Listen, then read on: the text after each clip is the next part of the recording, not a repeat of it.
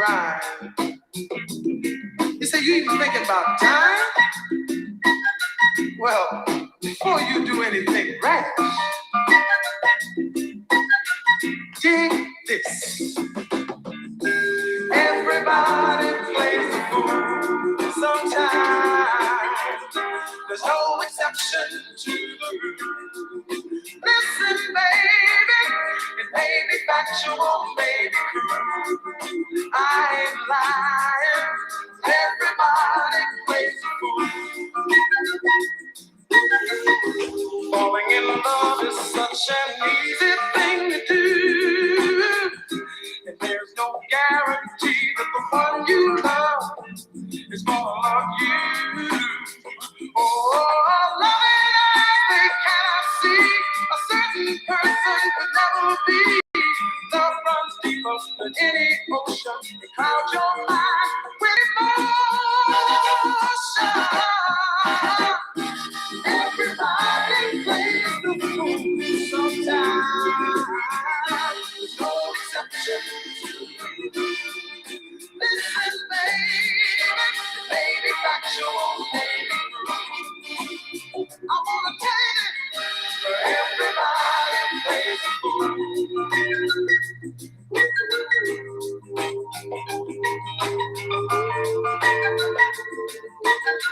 How can you help it when the music starts to play? And your ability to reason is swept away. Oh, heaven is all you see.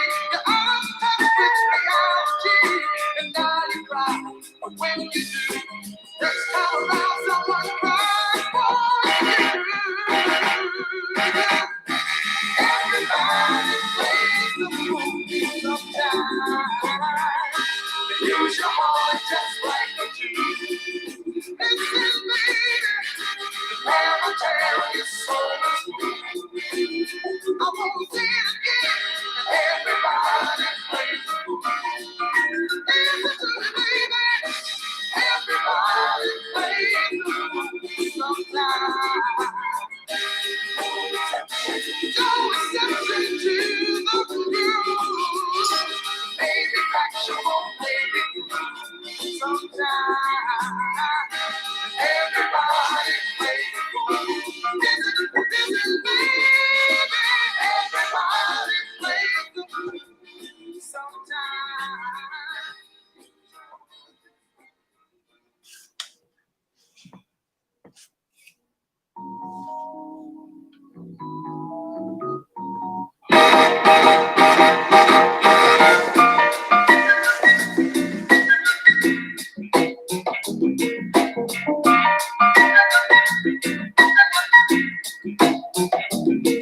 Okay, so you're heartbroken. You sit around hoping, crying. You say you even thinking about dying? Well, before you do anything rash, dig this. Everybody plays the fool sometimes. There's no exception to the rule. Listen, baby, it may be factual, may be cruel. I ain't lying. Everybody plays the fool. Falling in love is such an easy thing to do. And there's no guarantee that the one you love is gonna love you. Oh, loving eyes, they cannot see. A certain person could never be. Love runs deeper than any ocean. It clouds your mind with emotion. Everybody plays the fool sometimes. There's no exception to the rule. Listen, baby, factual, baby. I wanna tell you, everybody plays the fool.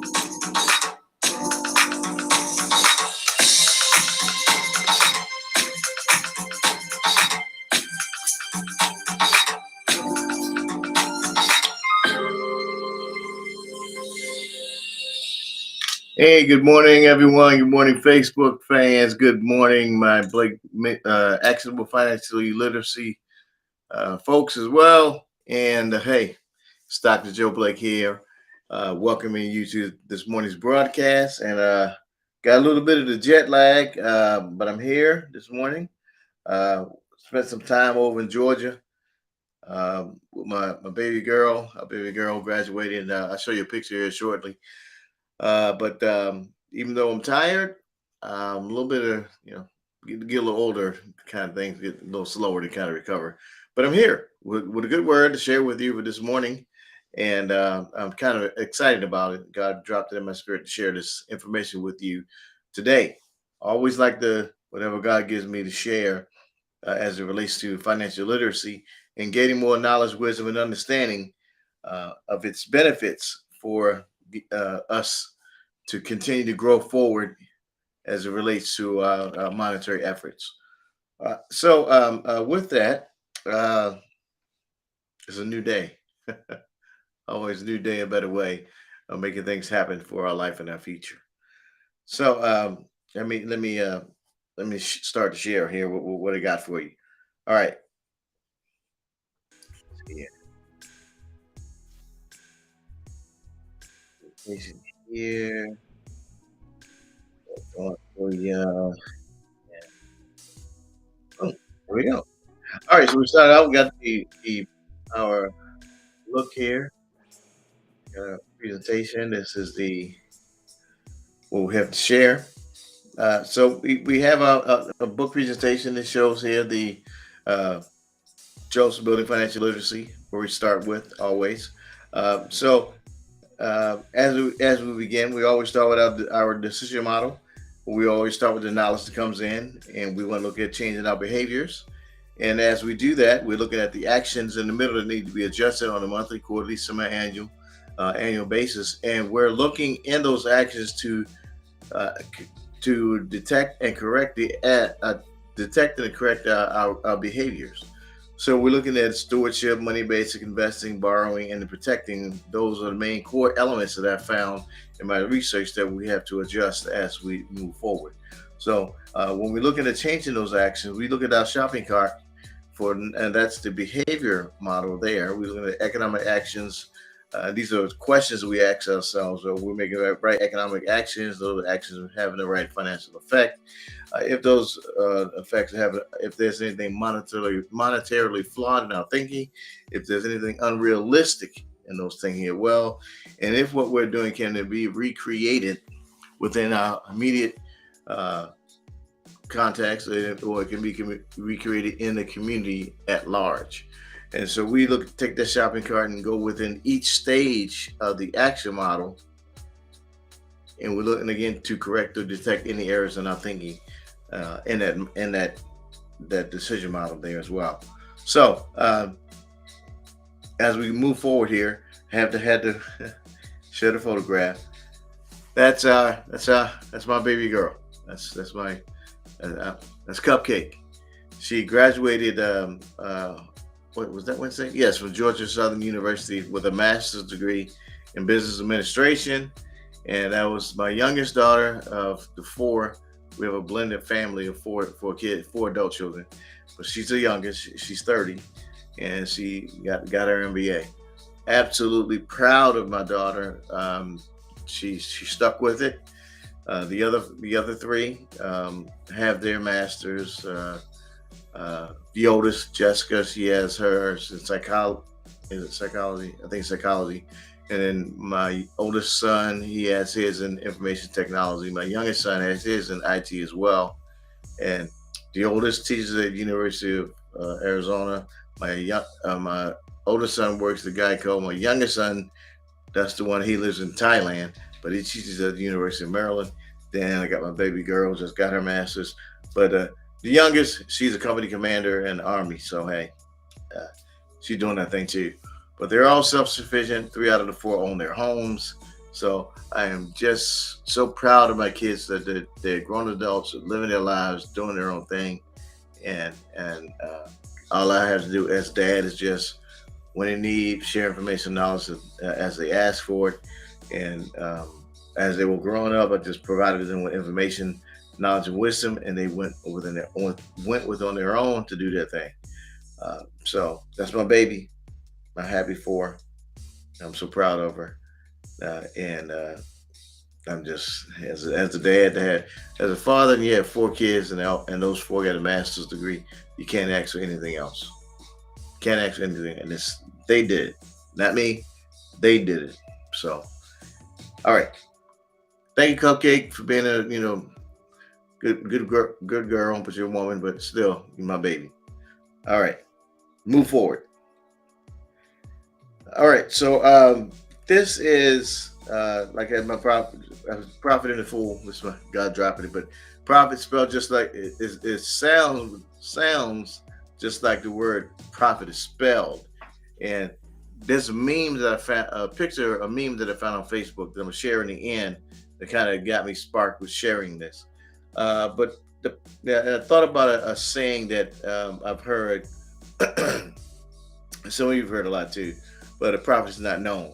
And I thought about that a lot. Sometimes the prophet is not known is a statement that could be interpreted several different ways, depending on the context and where it was used.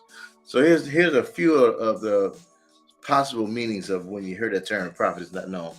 One way a prophet is not known, the interpretation could be such that suggests that everyone may not know a prophet exists because um, the existence or the teaching of the prophet is in a different culture, um, or religion, or because maybe that prophet is not widely accepted or understood because of where that prophet is, the culture where the prophet is from.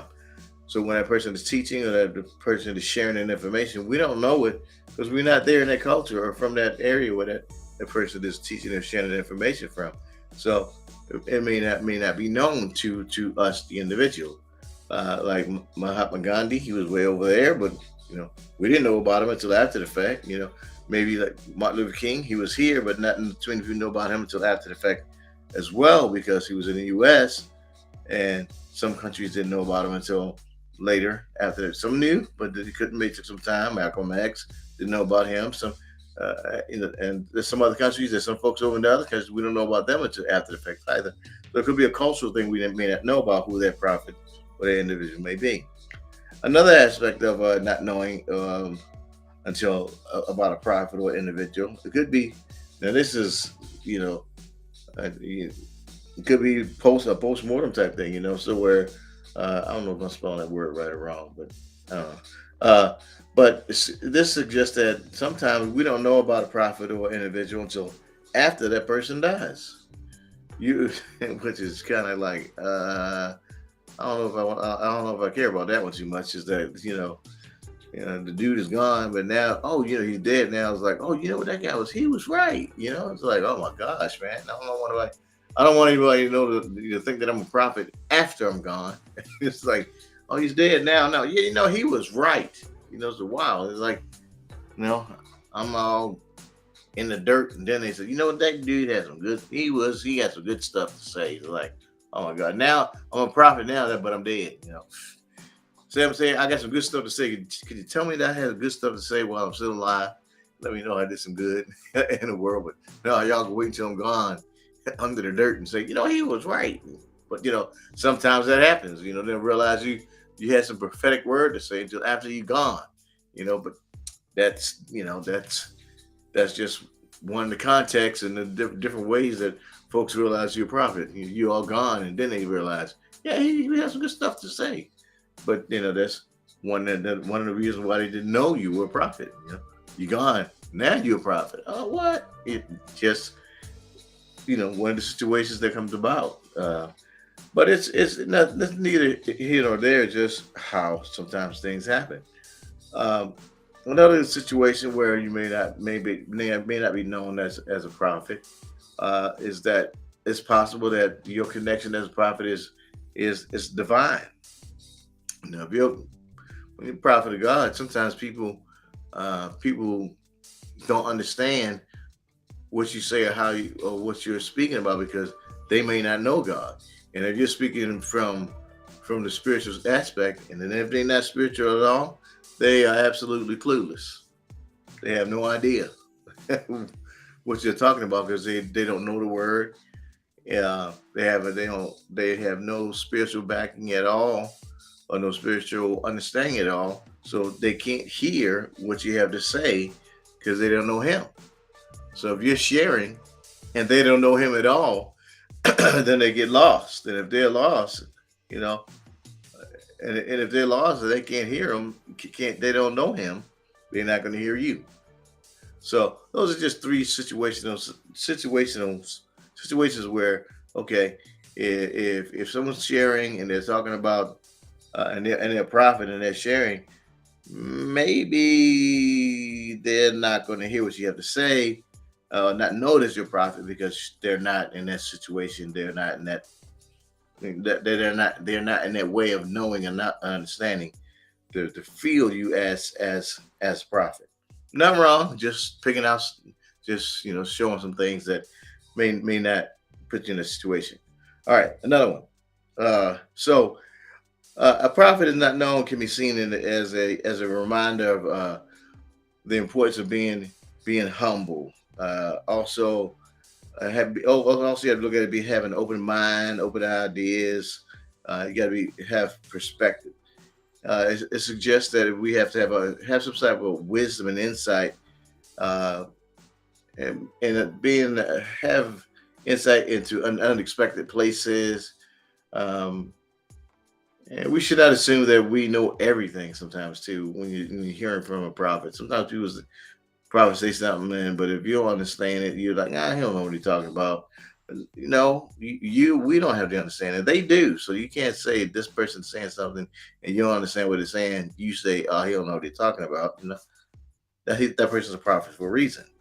Another aspect of it is that sometimes when you heard the term that familiarity breeds contempt.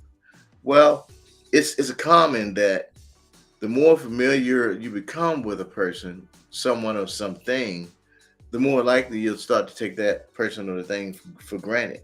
And you'll overlook the positive qualities and you're focused on the shortcoming. And this feeling when you're familiar with who they are, what they're doing, this can lead to disrespect, uh, apathy, or even some type of hostility.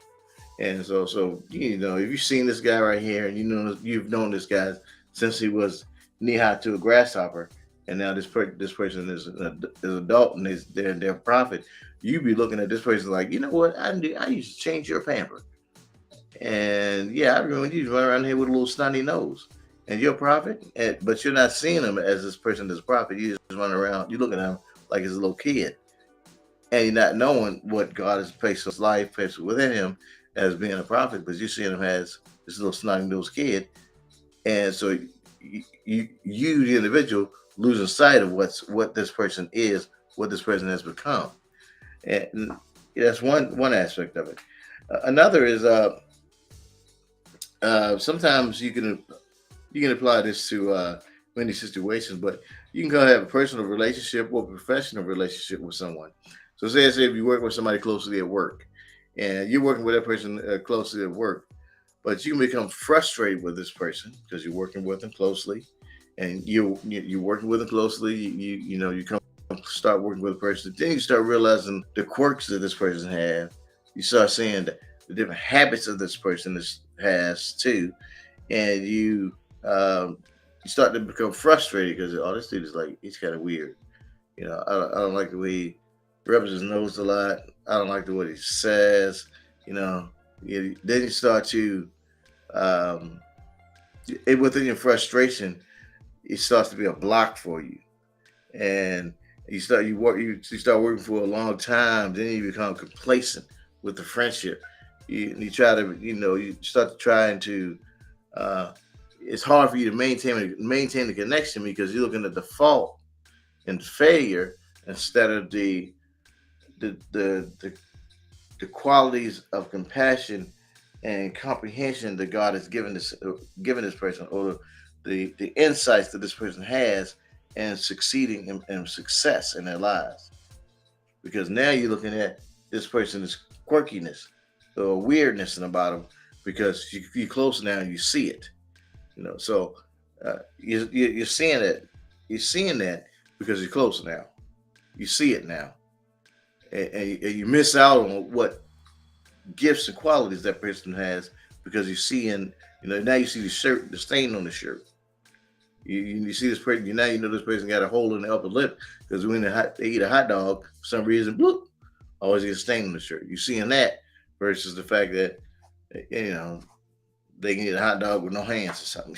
It's good. That's kind of crazy, but that's trying to share it. Like now, uh, another thing behind familiarity breeds contempt.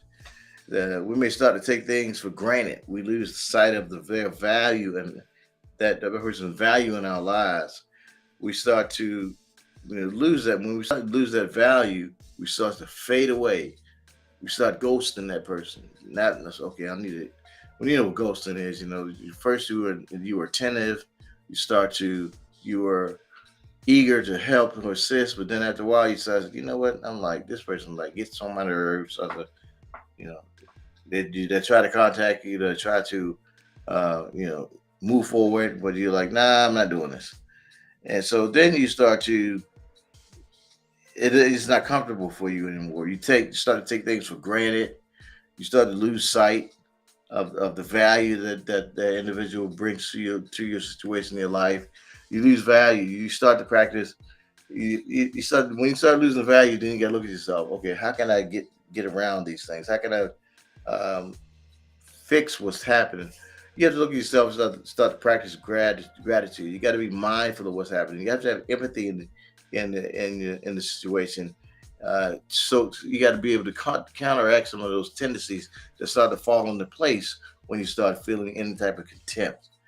By staying aware of any of the positive qualities of that individual or that situation that you're in, staying aware of those positive qualities, you start to make an effort to appreciate and acknowledge them.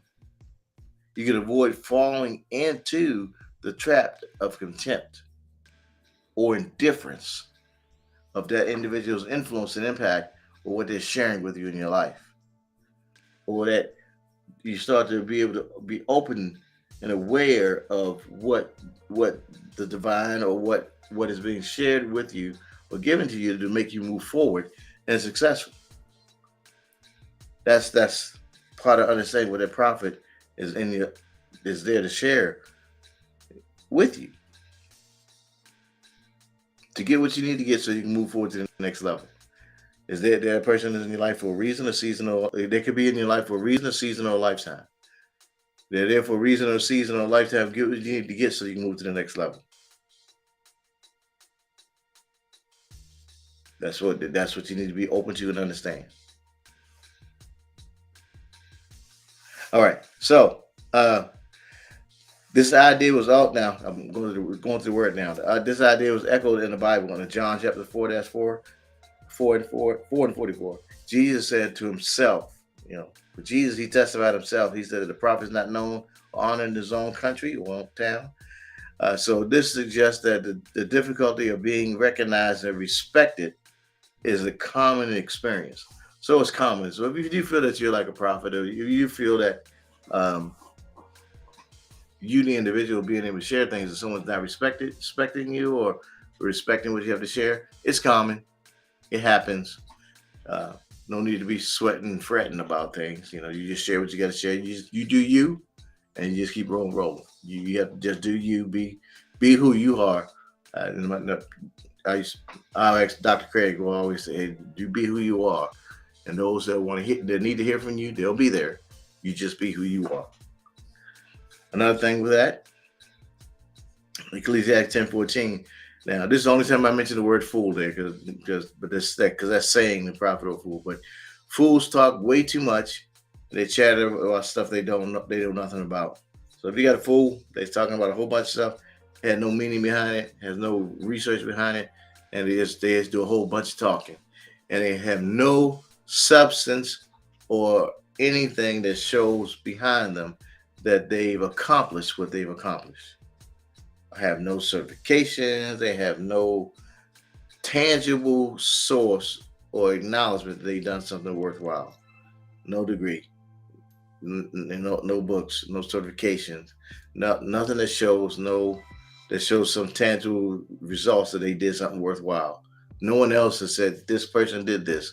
No entity, no other acknowledgement from another board or something like that. They have nothing that says they did something worthwhile. So, but a fool that talk, nobody said nothing supportive in what they've done or haven't done. Another thing you want to ask yourself: well, how can I avoid those effects of being a familiarity breeding contempt? Well, here's some ways to avoid the effects of a familiarity breeding contempt. One, practice gratitude. All right, so gratitude is a big one. Practice gratitude. The way gratitude is uh, you have to have an intentional effect and willingness to focus on the positive aspects of expressing gratitude. Reflect on what you appreciate about a person or situation, and acknowledge and express your appreciation regularly. I always think about what I learned from Azusa World Ministries, going through the Ministry Training Institute. Man, I thank God that I found that Vince Oliver helped me find Azusa, and I learned so much with Dr. Craig and going through everything at the church. That was a prophetic find for me, and all the pastors there, I learned a great deal from that. Man, I'm glad that I found that place. I'm glad that Dr. Craig drove a Rolls Royce. My God, because if I didn't have a pastor that drove a Rolls Royce, I would not have went to achieve as much as I would have done. I'm glad the pastor drove it. I am glad I had a pastor that drove Rolls Royce. I'm glad because it pushed me to drive what I wanted to drive. I'd rather a pastor drive a Rolls Royce than a drug dealer because drug dealers destroys life, pastors give life. That's my feeling on it. You don't have to feel that way. That's why I feel. Another one. Maintain curiosity. This helps you avoid feeling any breedings of contempt. So, curiosity is a sense of an openness to new experience and perspectives. You stay engaged and interested in what a person or situation offers. You look for opportunities to learn and grow. So, when you're looking for that profit, you want to learn and grow from what you're doing and how you're growing in your life. Another thing, avoiding other you want to avoid complacency. You want to resist the temptation to become complacent or apathetic in your relationships or interactions. You want to keep setting new goals. I even though I have a PhD, I'm always growing and learning and doing new things because I want to make things happen. I'm always writing and articles. Like I just wrote an article. I'm quite sure you guys know about it. It's in iNepreneur magazine. I'm talking about wisdom and wealth. God always give me things to write about. So I always tend to. That's what I want to do. I want to continue to writing, give more information, knowledge, and wisdom to everyone, so we can all grow and go. Be who you are. That's the only way that you. As long as you be who you are, those that are looking for you will find you, and those that hear your voice, hear what you have to share, will listen and move forward as well. Uh, uh, Fourth thing, communicate openly. Be open to feedback, interaction with others, be willing to listen to other perspectives and share your own self honestly and respectfully. I am who I am. I am who I am. I'm from the hood. I'm from Baltimore, Maryland, 915 North Sticker Street. At the same time, I am Dr. Joseph M. Blake Jr. I don't shy away from that, and I share my experiences from being from Baltimore, going from there to being where I am now. And I love my life. I love where I came from. I love where I'm at now, and I like sharing that growth from that point to where I'm at, where I'm from, and where I'm going. And the fifth point here is practice empathy. Yeah, empathy. Basically, putting yourself in someone else's shoes and letting them know how you feel. And hey, I've been there. I know where you're coming from. I know how it is to be on welfare. I felt that. I felt that. When I was in the '70s, they gave us what is it? Welfare tokens. I did not like that. You would buy something on welfare. I didn't like the welfare anyway. And then you get, instead of giving you real change, they give you tokens. And as a kid, I was like, this is jacked. I did not like tokens. I was like, this is not good, man. And I said to myself when I was a kid, I ain't doing this again. And that's, as a child, I was like, I'm not having this. And I was like, this ain't gonna be me again. And so that's I'm saying that's probably why I'm here, because I'm like, I ain't having this no more. I didn't want to do that.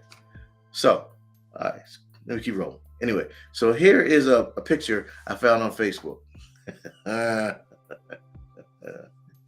So this guy's a prophet, not fool now. So now when I saw this, I was like, I put it on Facebook. I wanted some people to kind of respond to it, but I didn't have too many people to respond to it. I think folks were running. They was like, I ain't saying nothing. Joe trying to trap me and saying something, and I ain't saying. Yeah, I waited for some folks to kind of jump in there and say something. Ain't nobody jump on there, but I'll point out some things. This, it says, broke is loud and wealth of whispers. Uh, for starters, that's the same dude. That's the same cat, same dude. When he was broke, he was a part of that name it and claim it crowd. He was part of the name it and claim it crowd, right? He's like, you know what? I ain't had the money, but actually, if y'all don't know, when you're in the hood, that stuff still costs money way back then when you ain't had no money, get all those changes and everything. He claimed it in the beginning. When he didn't have it, he claimed his end in the beginning. He said, you know what? I'm going to get to a point where I'm going to have some money at the end. So I'm going to say I'm rich now. When I ain't got no money, I'm going to say I'm rich. Because in the end, I'm going to have it. That's what he said. In the beginning, he said, in the beginning, I'm going to claim my end. All right, I'm rich. I'm wealthy. And then when he got to his end, he ain't had to do that. He was like, you know what? I'm on it now. But when you think of it, how did he get to it? Yeah. That's my question right there. What are you prepared to do? Are you claiming your end in the beginning? But how did he get to that wealthy place? He wasn't a rapper. He didn't get to the billionaire to be as a rapper. He got to the billionaire because of some daggone headphones. He got billionaire status because he sold the beats to Apple for $1 billion. So he got to his wealthy place, not because he was rapping and singing. He got to his wealthy place because he created a product that some other company found that was worthy of it, and he sold that. So he got there for something that he wasn't even doing in the beginning. He was singing and rapping, and got here for something he created. So, but the same fact remains that he started right with his end in mind that he was going to be wealthy, and he still got there. So he claimed it. He named it, and he claimed it, and he still got there. So just because he didn't let nobody stop him by saying, he said, but his way of saying it was like, I'm gonna get there. He showed his stuff to get there, but that was his way. That was what he wanted. That's how he wanted to explain it. That's how he wanted to share it. But that's his way. You can't blame him or can't shame him from saying that's how he wanted it, because that's him. You know who else is like that? What's that guy? Tesla. Elon Musk. You know he's a Tesla cars and all good stuff. Now we know about Tesla, but you know what else he sold before he got to Tesla? Doggone PayPal. And what does PayPal got to do with Tesla? Not a thing. PayPal and Tesla is two different worlds. But He stole with PayPal. They got him going on the Tesla, and now he's in Tesla and space vehicles. What does PayPal got to do with a rocket? Not a thing. See, you always, but when you have your end goal in mind of where you want to be, you start where you need to start to get where you need to go. Okay, man, I'm going over time here, but let me keep going. All right. So again, this is all this plays into the fact of, you got to plant your seed, you got to give it time, then you reap the harvest. From a financial standpoint, going back to, because I always talk about getting in the market, plant your seed, give it time, reap the harvest. Same process. Plant your seed, you plant seed, give it time, then you reap the harvest in the end. It's our model. Knowledge comes in. You want to change your behaviors. You got the action models in the middle that you need to check on, right? Then you got the behaviors. You take the shopping cart, go around each stage of the action model to adjust them. There's ways to get a hold of them. The reference materials that I use to create this presentation that we have here. Ways to get a hold of me: my business site, my Zoom meeting, Patreon. My motto there: you follow one course until successful. Whatever your course is for you, you follow it. And that's the end of the presentation there. And another saying there: money speaks only one language. If you save or invest me today, I'll save you tomorrow. I like that. I like that. All right. Okay, so this has been a Prophet or a Fool. And it was different than what you was probably actually thinking I would share. But that's the thought that it was dropped in my spirit. So that prophet shares that information, that knowledge and wisdom to you. And you can be a fool and not listen to what's been shared to you. But that person is there to share. They can be in your life for a season, a reason, or a lifetime. You get that information and knowledge and use it for your advantage. Do your best to avoid feeling contempt in their life. Use those 5 reasons, those 5 methods of avoiding feeling contempt. Gain what you need to gain and move on with the rest of your life. All right. This has been Dr. Joe Blake with the Actionable Financial Literacy Center. And I hope you gained some information from today's sharing. And hey, I look forward to seeing you next week. Same bat channel, same bat time. Everybody have a great, prosperous week. And I'll see you again.